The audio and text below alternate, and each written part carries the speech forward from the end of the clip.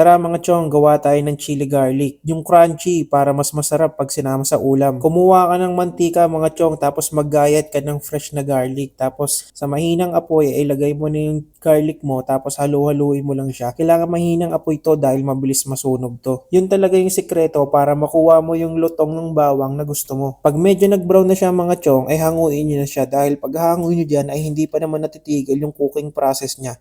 Kasi pag medyo pinatagal nyo pa siya dyan, ay mangingitim-ngitim na yan. Ito nga mga chong hinango ko na yun, no? Tapos paghango ko, ayan, no? 'Di ba? Saktong-sakto lang, golden brown, crunchy-crunchy na yan. Sa parehong mantika naman mga chong, ilagay nyo na tong ginayat nyo na sili. Pwede nyo siyang durugin, pero sa akin kasi mas gusto ko yung buo-buo. Palalabasin nyo lang yung katas ng sili. Pag medyo namula-mula na yan, okay na yan. Pwede nyo nga rin pala to lagyan ng cinnamon stick or star anise para dagdag sa aroma at saka lasa. Kung gusto nyo naman ng medyo mapula yung mantika, lagyan nyo ng annatto seed para mas maangas. Pag okay na kayo, pagsamasamahin nyo lang sa isang lagayan. Tapos yan, ganyan, magiging singpogi ko na kayo.